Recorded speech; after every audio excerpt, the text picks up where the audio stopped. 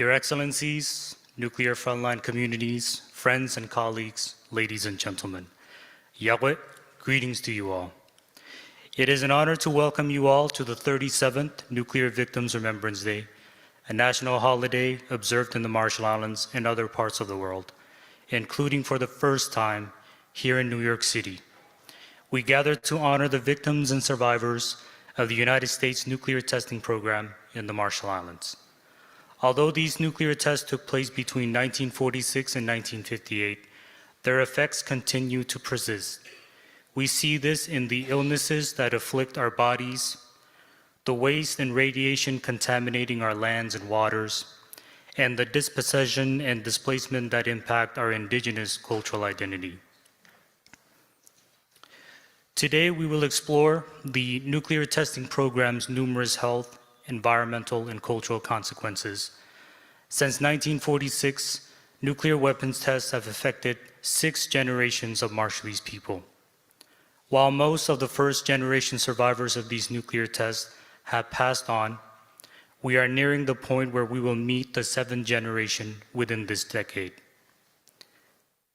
This is the first time NVRD is being held here in New York City, but it is not the first event of its kind. The Marshallese Educational Initiative has been hosting this commemorative event annually since its founding in 2013, and addressing the nuclear legacy is central to our organization's mission. We are dedicated to addressing the ongoing impact of the nuclear legacy on the health, environment, and culture of the Marshallese people, which is exacerbated by people's socioeconomic status. Our initiatives include nuclear and climate awareness campaigns, the promotion of traditional culture and educational achievement, health education, policy advocacy, and connecting community resources. We work to support Marshallese communities in overcoming the challenges and barriers resulting from the U.S. nuclear testing program. This event brings together nuclear-affected community members to educate about the consequences of nuclear weapons development, use, testing, while promoting ongoing dialogue about disarmament and human rights for impacted communities. It is important to recognize that the United States does not bear sole responsibility for the ongoing ramification of its nuclear testing program in the Marshall Islands.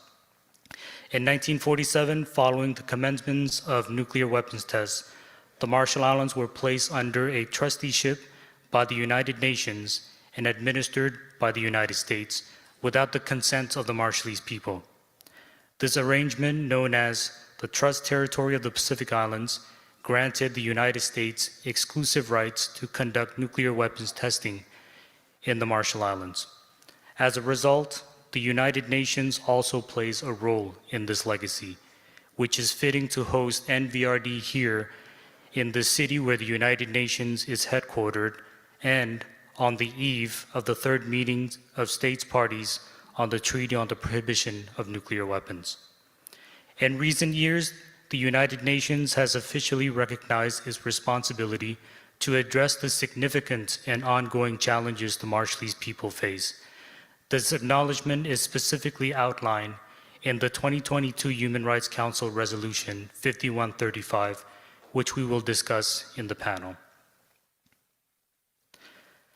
The long-term objective is to ensure the United Nations officially recognizes Nuclear Victim Remembrance Day as an annual event. I hope the Marshall Islands government will secure a UN resolution sponsored and introduced by the RMI Permanent Mission. We could create a lasting commemoration that underscores the United Nations' role in addressing the RMI's nuclear legacy. This resolution would also highlight the international community's unwavering commitment to the abolition of nuclear weapons, reinforcing our shared responsibility for a safer future. The inadequate response to historical and intergenerational harms is a persistent and deafening racial injustice. Marshallese people deserve a future in which their human rights are fully recognized so that they may live in dignity, receive reparations for past and ongoing harms, and deserve the remediation of ancestral lands. Addressing past damages and their ongoing effects is necessary to ensure a better future for the Marshallese people. Not only are we here to memorialize nuclear testing, foster healing, and enhance global awareness of the nuclear legacy, but today's panel will highlight historic efforts to address these damages in pursuit of nuclear justice and recent efforts by civil society and the Marshallese government to realize transitional and nuclear justice. I hope these efforts will serve as blueprints for other nuclear frontline communities' quest for nuclear justice.